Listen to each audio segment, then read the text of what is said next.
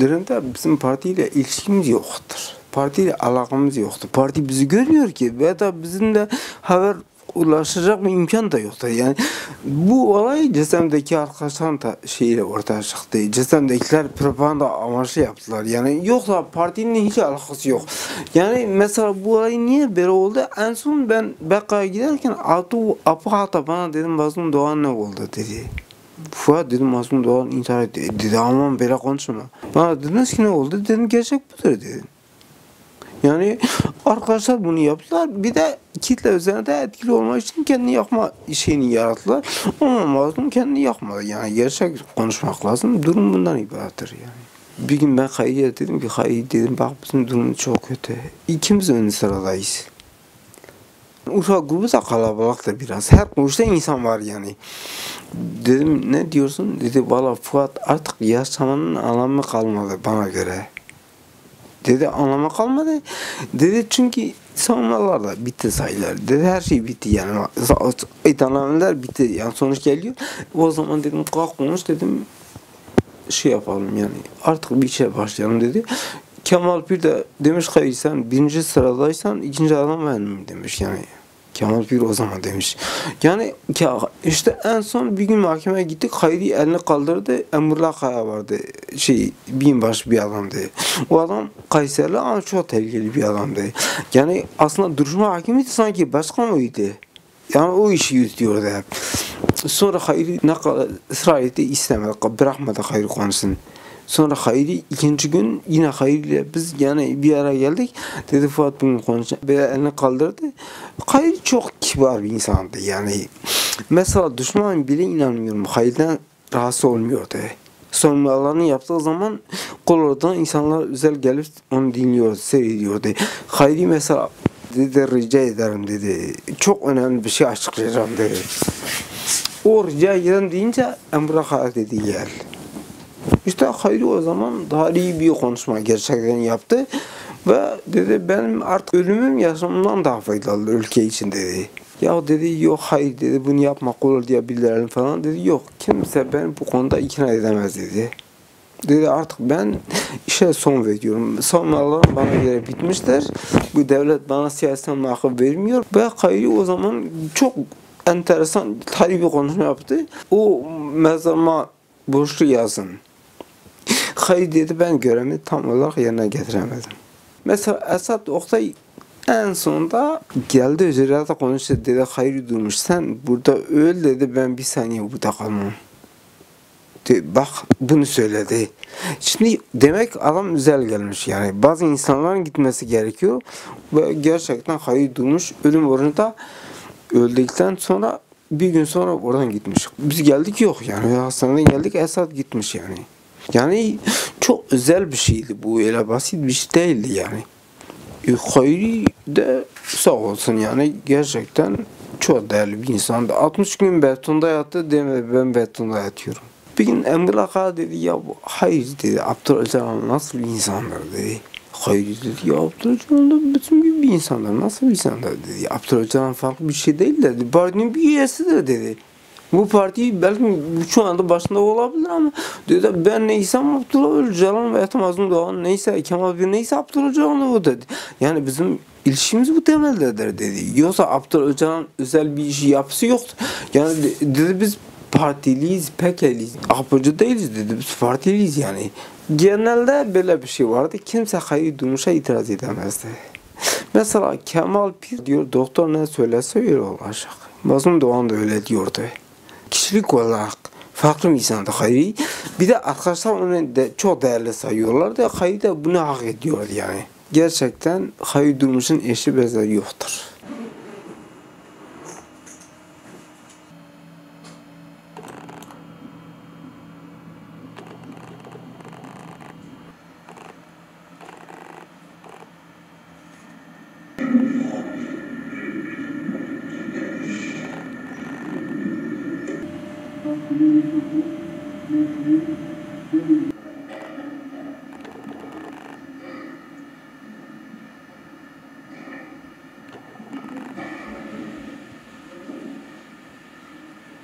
İşkence soğukta çok pistir. Gerçekten insan yazın dayak yiyince fazla etkilenmiyor ama diyelim Diyarbakır soğuğu da pistir yani. Mesela diyelim orada insan felakatlar yaptıkları zaman, üstü çıplak olduğu zaman çok kötü bir şeydir. Mesela bir gün üzerinde bir şey koymuşlar, böyle beni aldılar, özel işkence yaptılar yani, böyle o meydana koydular. Şahin Dönmez geldi, o 6-8'de oraya yakın beni seyretmeye gelmişler yani. Asker geliyor, dövüyor. Sonra baktım Esat Oktay da karşıda bir yere durmuş seyrediyor yani. Tabii cezaevinde bağırmayan 3-4 arkadaş var yani. Herkes bağırıyor ama bağırmayanlar böyledir yani. Karasudur, hayırdır. İşte birkaç kişiyiz yani. Çay iple gönderiyorlar. Çayı bağlıyorlar ipe, diyor hediye askere gönderiyorlar. Bize işkence yapıyorlar, mükafat veriyorlar. Mesela marş söylüyoruz ya, hepimiz bağırıyoruz ya, diyor marş söyleyin. Mesela herkes içeri girerken de talimat veriyor. İşte falan kişi komutanım. Senin sesin düşmemişse demek sen bağırmamışsın. Yani sesi düşen rahat geçiyor ama sesi düşmeyen insan dayak yiyecek. Öyle yapıyorlardı. Mesela koğuşa geliyorsun, içeri gidiyorsun, 2 dakika sönmüyor, bakıyorsun bir anda diyor herkes ranza altı olsun. Ranza altı derken millet üstüne biniyor yani. Kalabalık koğuşlar. Şimdi ayağın dışarı olsa artık gidiyorsun, mahvoluyorsun yani. Sopalarla dövüyorlar. Mesela sen en samimi arkadaşın bile o adam diyor ki gel bunu ağzına işe diyor. Adam işemezse adam bitecek. Tabii herkese bunu yaptırmıyorlar. Böyle insanlara yaptırıyorlar. Fakat arkadaşlar ağzımıza işareti ne yapalım yani?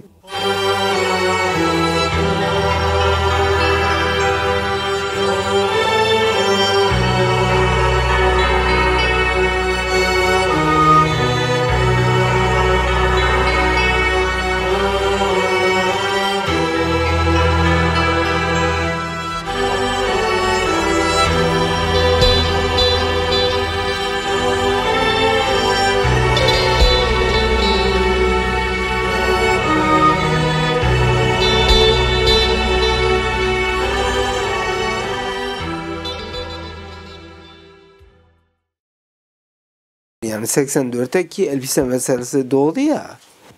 35'teki arkadaşlar dedi biz tek elbise giymeyeceğiz dedi. Tek tip giyen haindir. Millet elbise meselesi gündeme geldi, 5 kişi gitti. En son 24. koğuş kalmış. O da teslim alınsa bitiyor iş. Sonra onları gelip alıyorlar, götürüyorlar. Necmettin Büyükaya arkadaşlar diyor ki arkadaşlar diyor benim artık son, bizi bitirecekler diyor, ben son görüşmemizdir diyor. O da gidiyor işte Necmettin'e diyorlar elbise giymiyor diyor, İslam marşını okumuyor Necmettin. Sonra Osman Aydın var bir tane Üsteğmen. O Hasan Adıyamanlı yani o adam. Esat'ın yardımcısıydı. O adam işte burada örtüyor, beyin kanaması geçiriyor, öyle ölüyor.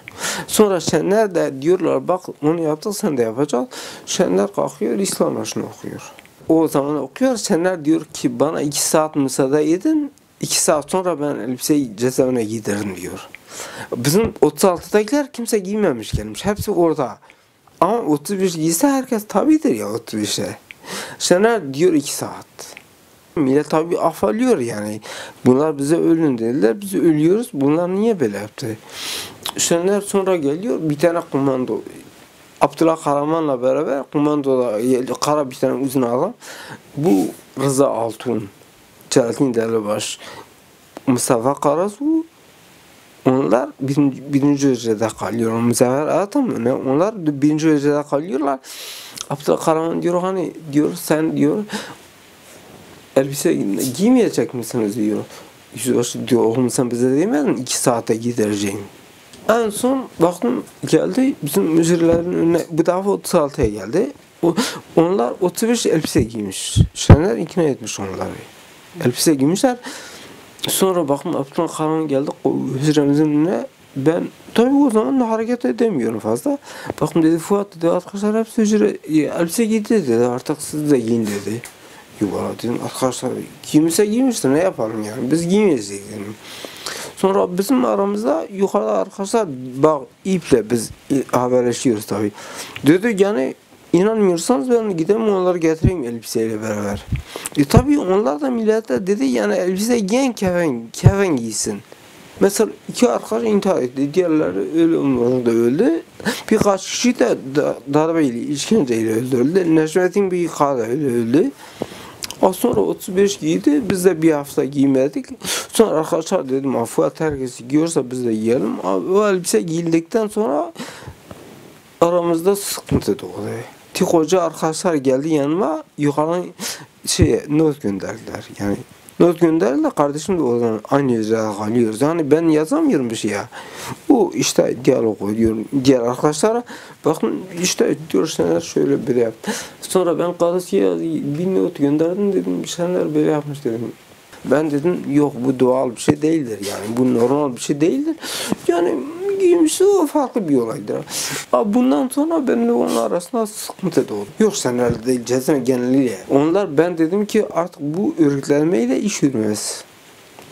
Biz dedik millet böyle yapsın aramızda sıkıntı doğdu. Yani millet bana dedi ki Şener devletle artık anlaşmak zorunda kaldı. Herkes ölümü göze alamıyor biliyor musunuz? Ölüm kolay bir şey değildir ya.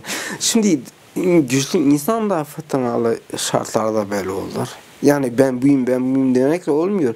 Hala gemi nasıl denize yüzüyor, kaptan o zaman kaptanlık böyle oluyor. Sen lidersen o şartlarda liderlik yapacaksın.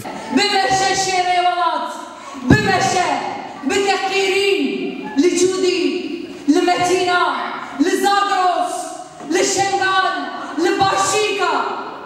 Ben şu anda yürüyemiyorum. Kırılmayla alakası yoktur. Yani bu ölüm borcuyla ilgilidir. Yani mesela bende beyincikte hasar oluşmuş. Hani küçük çocuklar olurken yürüyemiyor, dengesiz oluyor ya. Benimki de öyledir. Yani beyin hücrelerinde yıpranma olmuş. Yani o ölüm borcundan dolayı. O hücreler öldükten sonra ben mesela böyle hareket edemiyorum, yürüyemiyorum. Mesela ben önce su alıp içemiyordum. Selim Çürük abi buraya şahittir. O beni kaç defa bana yaptırdı bana. Yo beni yıkıyordu yani. Diyordu Fuat ne yapalım yani biz mecburuz yani. Ben Antep'te tahliye oldum. O binbaşı geldi konuştu benimle. Bana dedi sen önce nereye gideceksin dedi. Valla dedim sağlam olsam direkt partiye giderdim ama şimdi eve gitmek zorundayım. Ne yapayım ben sakat bir insanım. Biz de diyorduk keşke partiye bir an önce gidebilsek. Partiye gidebilsek bu intikamımızı alabilsek. Ben eve gittim işte biraz zaman aradan geçti. Birkaç gün sonra Apo haber gitmişti Beka'ya. Beka'ya haber gidiyor. Apo Diyarbakır'a, Adana'ya, Ankara, İstanbul'a her tarafa haber gönderiyor. Diyor Fuat'ı çağırın Fuat'ı öldürecekler diyor. Bakın bir arkadaş geldi. Aha nitelik. İyi bir arkadaştı. Ben o zaman da sakalım vardı. Sakalımı tıraş etti. Benim yeğenim çok ufak bir dedi. Amca nereye gidiyorsun dedim. İstanbul'da doktora gideceğim dedim. Biz sonra İstanbul'a gittik. İstanbul'da bizi Meriç'ten geçirdi. Yunanistan'a gittik. Meriç'ten arkadaşlar West bağlıyorlardı. Caniye'yle öyle geçiyorduk. Yani ip bağlıyorlar öyle geçiyorduk. Gittiğim gün beni götürdü. Kani Yılmaz. Kani o zaman iş yürütüyordu o dönem. Ben gittim baktım Sakine böyle esas duruşta durmuş. Apo onunla konuşuyor. Dışarıda bekletti Kani beni. Bakın Apo dedi getir Fuat içeri dedi. Otursun dedi. Ben gittim baktım Apo normal Apo değil artık eski Apo gitmiş. Ya daha ben tabii kendisiyle konuştum. Ya hareketlerini anladım yani. İç bitti arkadaşlar dağılıyor ya. Dedi Fuat'ı getirin önce misafirle yerine dedi. Yani orada görüşme olacak. Ben gittim böyle geldim arabayı tabii öptü bir sarıldı yani. Sonra oturduk konuştuk. Bana ilk sorusu buydu. Dedi Fuat sen İsmet Kılıç'ı gördün mü görmedin mi? Dedi İsmet Kılıç seninle konuşacaktı. Konuştu mu konuşmadı. İşte oraya gittikten sonra büyük bir hayal kırıklığına uğradım. Baktım insan olmaktan çıkmış. Yani kimseyle rahat konuşamıyor. Ben baktım Diyarbakır cezaevinden aramızda fark yok yani. Bize çok tuhaf geliyor ama diyorduk askeri kurallar vardır. Belki bundan kaynaklanıyor ama onunki bu değildi. Biz zannedek askeri kurallara göre insan uyar kurallara. Yanlış değildir yani. Ama Apo'da o özellik yok. Apo diyor herkes bana tabi olsun yani. Bu yapısı vardı. Ve bu konuda gerçekten başarılı oluyordu. Mesela hani Sakine efsane olmuş ya. O istemiyor Sakine kitle üzerinde etkisi olsun yani. O kitle nazarında Sakine'yi etkisi hala. Basit baksın efsane gördüğün insan bak benim yanında çöp kadar değer yok. Bir sıradan insandır yani. Ama Sakine mesela bir defa ağladı Fuat dedi işin ne olur. Ama gerçekten yani Sakine büyük hakaretler yapıldı. Yapılmadı değil ya. Ama kız ne yapsın? O ceza konferansında tabii herkes bazı şeyler söylüyor. En son Apo bir gün dedi üstsüz bir tas çorba için direnir. Ben elimi kaldırdım dedim 14 Temmuz ruhu ile direndik yani. Biz bu duruma gelmişsek çorba için gelmedik yani. Durum açık ve net ortada. Ben dedim tüm arkadaşlar biliyor, insanlar da biliyor ki yani kimse bir çorba için direniş yapmadı. Bu direnişler de basit olmadı. Hep tarihi direnişlerdi. Apo mesela diyor Diyarbakır direnişini ben yapmışım yani. O diyor siz yapmadınız. Bu benim kalbimde ruhumdan geliyor. Yoksa bu direnişi sizin eseriniz değildir diyor. O direnişi diyor ben yapmışım yani. Benim ruhum yapmış yani. Apo yapmış yani.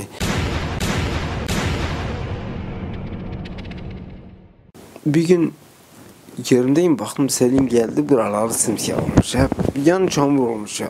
Ya Fuat dedi biz mahvettiler dedi. Dedim niye Selim dedi bizim komutan bizi süründürdü. Komutanları değil çok mezun. Bunlar hepsi yazar, hepsi akıllı insanlar, cezaevi dirençleri. Fakat bu kim de kimi ne yapacağını biliyor yani. Bak mesela diyor ki bu adamda efsane dediğin adamda benim sıradan insanım onları yerde söndürebiliyor. Yani bunlar kim oluyor? İşte bu insanı bitirme yöntemleridir. İşte bu çok önemli bir vasıftır, meseledir yani. Türk devletine boyun eğmeyen bir Sakine cansız var. Ama Apo'nun yanında bitiyor. Bir Selim Çürükkaya var. Apo onu bitiriyor. Ben önce siz diyordum ona. Arkadaşlar başkan diyecekler. Bir gün baktım bana geldi. Bana dedi ya Fuat sen de başkan söyle. Ben dedim valla benim içimden gelmiyor dedim yani. Ama benimki de yanlış olabilir onlara göre. Ben önce siz diyordum. Ben hiç başkan demedim ona. Ama o bundan rahatsız oldu. Mesela arkadaşlar gelip giderken sürekli alkışlıyorlar Apo'yu. Hiçbir şey yapmıyor ha. İçeri gidiyor millet alkışlıyor, çıkarken alkışlıyor. En son öz eleştirme vereceğiz ya. Benimkine, Sakine'ninkine, Selim'inkine geldi. Benim öz eleştirme hani okuyamıyorum ya. Gezgör yazdı yani geldi bir hafta falan çalıştık yazdı. Meraklıdır okudu. Şimdi Apo çıkarken girerken vallahi gerçekten hiçbir gün alkış çalmadım yani yok alışkanlığı yok bende yani dün de belki gördün ya orada da millet alkışlamıyordum ya çünkü böyle hoşuma gitmeyen bir şey yani. Sakine bana dedi Fuat dedi sen de çal ya ne olacak dedi ya dedim Sakine çalmayacağım ama ben alkış çalacak adam değilim ki kalmamışım gibi bir şey yani ben normal insan değilim hatta. Konferans bittikten sonra dedi Apo herkesle fotoğraf çekiyordu. Apo niye herkesle fotoğraf çekiyor? Çünkü biliyor herkesin ömrü kısadır. O adam ölecek ben onun yanında kalacağım kurbanım olacak. Yani bunu yapıyordu. Çok hesaplı hareket. Öyle bazı insanlar basit görüyor öyle değil ama herkes gitti. Şimdi hani ben yürüyemiyorum fazla. Dedim yavaş yavaş geleceğim ben. Sonra baktım herkes gitti. O misafirhanenin yanında söyleyeyim onlar fotoğraf çekti Sakine geldi ben gittim arkadaşlar da orada içtimaya girmişler yani biraz arada mesafe var ben gittim arkadaşların içine girdim fotoğraf çektirmedim yani onunla bakın kızlar küçük dediğinde bana şu yani kızlar bile anladı bu bir tepkidir aslında o da anladı ama anlamaz mı Sakine üzerine acayipti. Mesela diyor 4 koca yapmış, şu yapmış, bu yapmış. İnsan utanıyordu yani o okulda konuştukları zaman. Bir gece geldi. Dedim inan dedim ayıptır yani dedim gerçekten Sakine bu yapılır mı dedim. İkimiz tekiz. Yani Baran onlarla onun yanında Baran koordinatördü o zaman. Barangil dışarıda kalıyor. Dedi Fuat ne yapalım dedim. Valla insan bir arada olsa daha farklı olur ama o kitle içinde dedim bu Sakine yapılmaz dedim. Ayıptır yani. Sonra ikinci gün baktım çadır kurdu yukarıda. Başka birinde geldi oraya. Arkadaşlar kalkacak dedi, oturun kalkmayın dedi. Kezgürü geldi, Sakine geldi. Baktım dedi Fuat ne yaptın dedi. Ne oldu? Yo dedim ben ne fakir adam ne yapacak dedim. Yani ben bu lafı söyledim herhalde onun da hoşuna gitmiş dedi. Baktım bir gün de arkadaşlar geldi dedi Selim'le Aysel konuşuyor dedi. Selim'le Aysel konuşuyor bak düşünebiliyor musun? Bak ikisi karı kocadır, yoldaştır. Ama yıllarca birbirini görmemişler, hasret gidermemişler. Karı koca konuşması bile suç oluyor. Ya dedim hayvanlar. Bu olacak, konuşulacak iş midir ya? Selim'kiyle konuşacak dedim. Karısıyla konuşuyor dedim. Yani bu olay aslında tarifi mümkün olmayan bir şeydir aslında. Yani bir de bunlar akla arkadaşlar bunu söyleyenler de orada şunun farkına vardım yani kişi olarak ben farkına vardım. Adam sistemini oluşturmuş. Artık sen ni etkili olamazsın, bir şey yapamazsın. Yani adam diyor ki her şey benim. Peki içerisinde kim ne derse desin, bu tek Haydar'dan çekiniyor diyor bu adam tehlikelidir diyordu. Tehlikelden kastı nedir? Yani Apo'yu etkisi hale getirecek teorik güç var onda. O anlamda söylüyordu. Dedi bu Cemil onlar dedi politika yapamaz ama dedi bu adam istedi mi politika yapar dedi. Bu adama karşı çok tedbirli olmak lazım. Ama Haydar Kaytan da bunun farkındaydı. Biliyordu. Fakat sonra bilmiyorum pasifleşti mi ne yaptı yani. Aramızda çok iyiydi ben o Haydar. Yani ben seviyordum falan. Hatta kod ismini de benden almış. Benim ismim kod ismim Fuat olsun demiş. Yani o dönemde Fuat oradan gelmedi. Bir de Alevilerde Fuat ismi yoktur biliyorsun.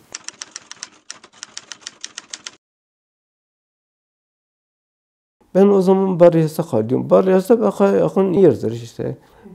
Dediler ki iki tane ben var dedi. Bunlar da ajandır. Bunlar da Apo'yu düşürmek istiyorlar. Apo'ya karşı komplo hazırlıyor.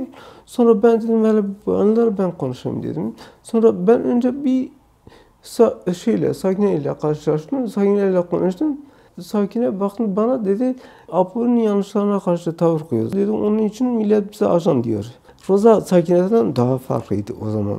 Tavırları daha değişikti. Dedi Fuat Apo dedi mesela benimle karşı oldukça yani ahlaksız davranıyor dedi. Ne demek istiyorsun dedim açık söyledi. Roza işte anlattı dedi böyle her dönemde hangi kız güzelse dedi alıp oraya kendi evine alıyor dedi. Kendi evine aldığı zaman da dedi işte o kızlar ahlaksız tekliflerde bulunuyor ve dedi bunu gerçekleştiriyor. Dedi işte biz de buna karşı çıktığımız için bize ajan diyorlardı.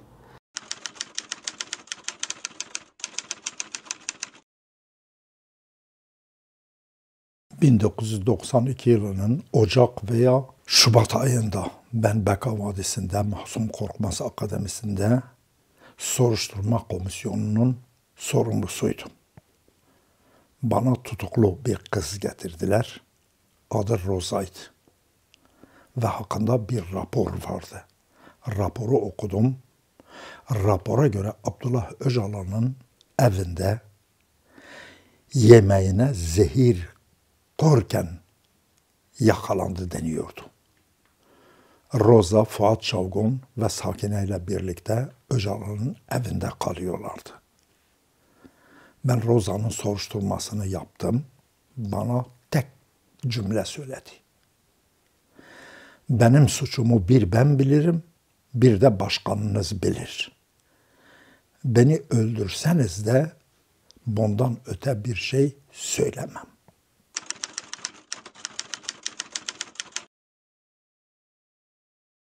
Ben dedim ya böyle ahlaksızlık böyle adillik olmaz dedim. Eğer kim yaparsa yapsın doğru bir şey değildir dedim. Yani ona karşı tavır koymak gerekir. O konuda yani benim de suçum vardır. Ben bunu kabul ediyorum yani.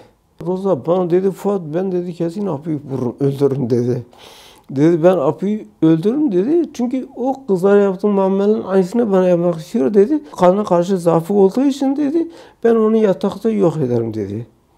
Valla ben dedim bu doğru değiller dedim. Roza bunu yapsan iyi olmaz dedim. Ben Roza desem yapardı Roza'yı. Sağ kalmışsa bunun bir suçlusu da benim aslında.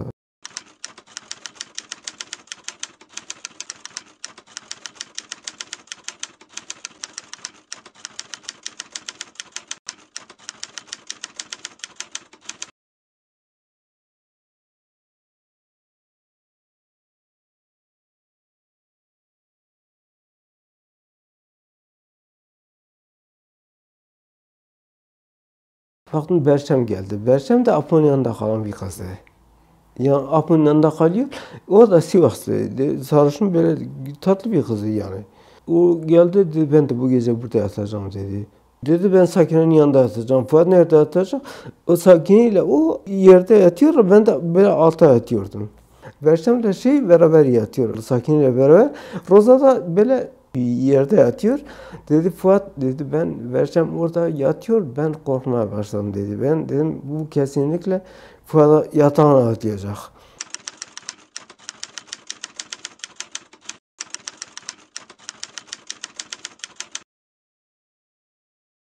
Baktım iki arkadaş geldi.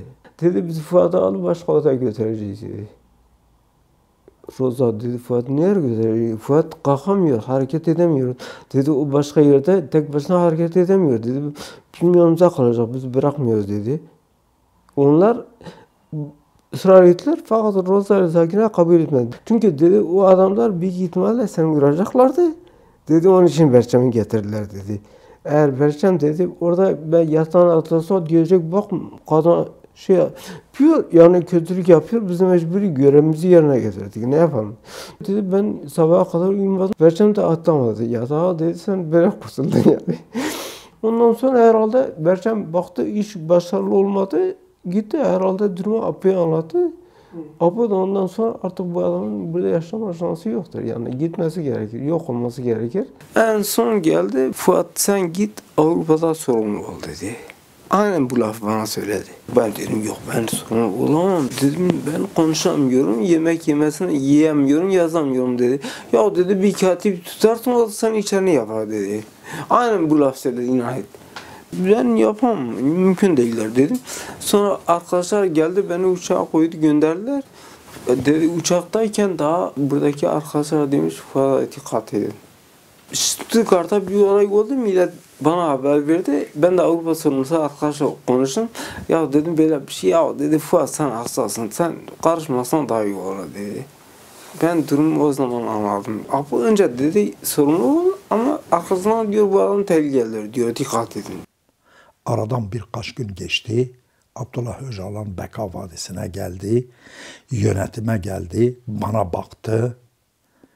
Dedi sizin cezaevindekiler Fuat Çavgun benim evimde kızlara sarkıntılık etti.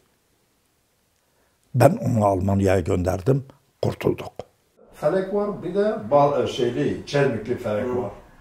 Polisi vuran söyledi ki o Hilvanlı felektir. Dedi yalandır dedi la ilahe illallah Muhammeden Resulullah ben Müslüman bir adamdım bu Alevidir dedi. Bunun için bu iftarları bana atıyor. Yani arkadaşlar önce bana çok iyilerdi fakat sonra tabii onlar da parti ne diyorsa onu yapıyorlar yani. Bir düğün oldu onlar demişti, ailesi demişti Fuat'a gelsin. Ailesi ben tanıyor, onlar partili yani. Bizimkiler de gitti, ben de gittim düğüne. Gerçekten millet beni seviyordu yani. Herkes geliyor beni ziyaret ediyor. Sonra arkadaş demiş ki Fuat'ı çıkarın demiş buradan. Yani burada gitsin yani. Sonra o demiş ya ben onu pencereden çıkaracak halim yok ki. Gelmiş mecburi burada düğün bitsin sonra gider yani. Ondan orada da biraz bana saldırdılar. Sen buraya neye gelmişsin falan dediler. Bunun üzerine ilişkilerim bayağı soğudu yani şu anda. Partide propagandamız yapılmış ya. Onlar bu riski göze alamıyorlar. Yani parti onlara diyecek bunlar da demek tehlikelidir. Partiye karşı olanlarla diyalog kuruyor. Mesela Selim Türk ateşten daha tehlikelidir. Çünkü onlar diyor seninle konuşsak diyor biz de onun safına geçmiş sayılırız ve bir hayatımız bitecek. Belki de insan erken hain oluyor. Şimdi diyor ben Fuat Çavgun'la konuşayım. 40 yıl hayatımı bu işe verdim. Ben hain olacağım. Niye ben Fuat'la konuşayım? Bitti. En büyük sorun budur.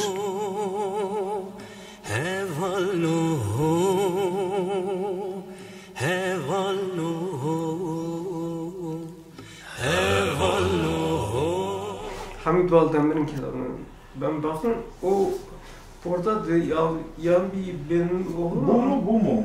Valla ben hangi bir benim okuyayım yani şimdi yani dedi mesela küfür millete küfür ediyor. Sen nerede Rıza millete küfür ediyormuş yani. Hayır onlar da sesini etmiyormuş ama. O hayır orada değil ki. Ölüm orucu mu var? Ölüm orucu sırasında küfür ediyor. He. Niye ki? Hastanede beni kontrol ettiler, tahlil ettiler. Burada nörolojik randevu var şeyde Münih'te. Orada 97 gün yattım. Uluslararası Afrika bazı örgütler, özel uğraşlar benimle çok ilgilendiler. Fakat baktılar dedi beyinde hasar olduğu için düzelmesi artık mümkün değildir. Yani profesör geldi bana dedi böyle yap dedi. Bu ellerini böyle yap dedi. Ben mesela elimi böyle yaptım. Sonra tedaviye başladılar. İşte durum bundan ibaret. Gerçekten bir ölüm yani. Gene de şu anda kendi kendimi idare edebiliyorum yani sıkıntı olmuyor bende. Ben şu anda Münih'te yaşıyorum, tek başıma yaşıyorum yani. Tek odada tek kişi olarak kalıyorum ben. Alışverişimi kendim yapabiliyorum ama kışın havalar sert olduğu için, yerler kaygan olduğu için benim yeğenim falan bana yardımcı oluyor. Yani benim hakkım da var bir insanın yardım etmesi için. Sosyal devlet diye bir kavram var. Sosyal devlet. Şimdi Alman devleti de sosyal bir devlet. Aslında bizim insanlarımız bunu kavrasa ben de daha çok iyi olur. Avrupa olmasa biz mahvolmaz. Biz yaşayamayız yani. Bak kimse muhtaç olmuyor bu sakat halimle. Bak insan evlense iyidir. Hatta senin çocuk diyor Fatih evlensen iyileşirsin diyor. Ama şimdi ben yani kendimde bu hakkı görüyorum. Ben diyorum ben sakatım ya. Kötü benden daha kötü insanlar evleniyor aslında. Evleniyor değil ama arkadaşlar dedi ben bu konuda artık defteri kapattım. Böyle diyorum yaşamak bunun için daha iyidir yani.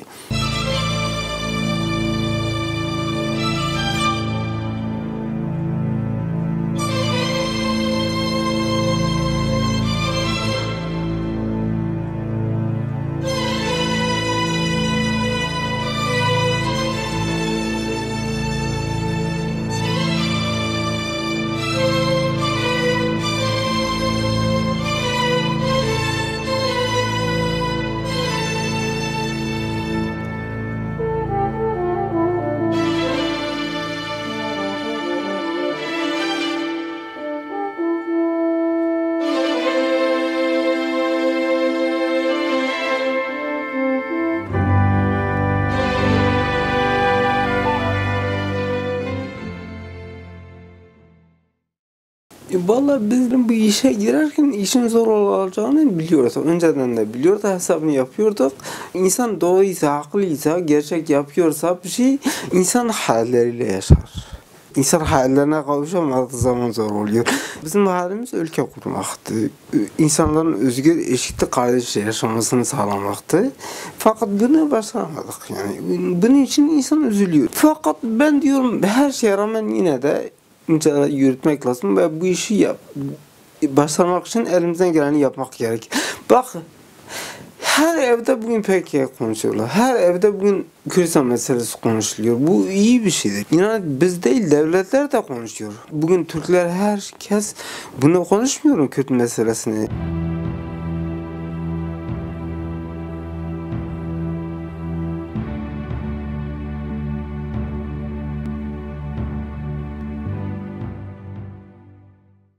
Çok şey başarıldı fakat bizim mücadelemizde bu kadar kan, can gittikten sonra sonuç bu olmalıydı. Ben yani kişi olarak diyorum yani ben diyorum ki şu anda Kürdistan'da pek yani hain dediği insanlar temiz insanlardır. Niye? Kendisini bu ülke için feda, ailesi mesela bak Türk ailesi işte altın gibi çocuklar gitti.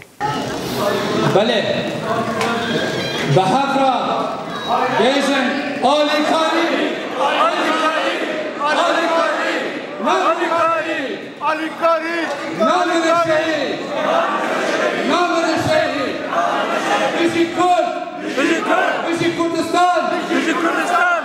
Şimdi Kandil niye AP'yi reddetmiyor? Kandil diyor AP'yi reddedersek Payke içinde çalkıntı doğacak. Onlar bunu korumak için AP'ye karşı gelmiyorlar. Basın önünde ya bir insan, eski bir insanın talimatlarına göre hareket eder mi? Yani AP'ı orada talimat gönderse bundan rahatsız olması gerekir. AP'ı devlet de Ali'ye talimat gönderiyor çünkü bilmiyor millet. Mesela bak onun kardeşi Mehmet biraz normal insan değildir yani. Deli doludur biliyor musun? Durumlarını iyi biliyor. Osman benim okul arkadaşımdır yani Osman da iyi tanıyorum. Mehmet en son demiş ki ya abi ayıp ya. Ayıp demiş bu kamerlerse yani o kadar korkma demiş. Mehmet de delidir, normal Mehmet değildir yani. Abi demiş, sus lan, duyarlar demiş. Duyarlar, yani böyle olur mu ya, insaf. Günah değil mi? Bak yaşı 67, belki daha fazladır. Ama sen 10 yıl yaşarsan sonra ne olacak yani? Günahtır, yazıktır yani. Ne yapacaksın? Malımız budur.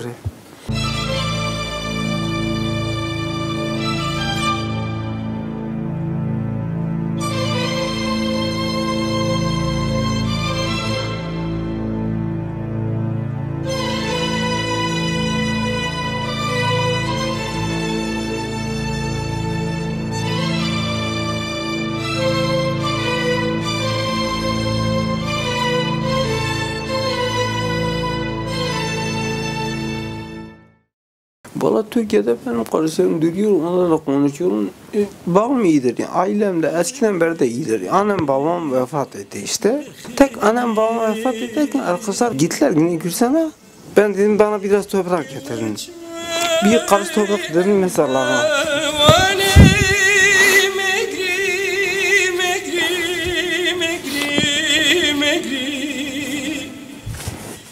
Evci halime megri megri Şinze vale megri megri Demen ale megri megri. Tabii onlar öldü gitti. Bir de en sonunda annem öldüğü zaman kardeşime demiş ki bu altınlar da farklıdır. Ben daha çocuk ölüyor ya. Hepiniz evlendiniz, çocuklarınız var ama uyuyordur. Demiş bu da altınları da onu getirir, ona kalsın demiş yani. Anne böyle bir şeydir yani, kadın böyle bir şeydir. Beleze biçin ser miliki jvani bilind. Havareze nizanım çirote halilo huki bejin gidilo. Ah de gidilo ezbirin darim. Ah de gidilo ezbiharim.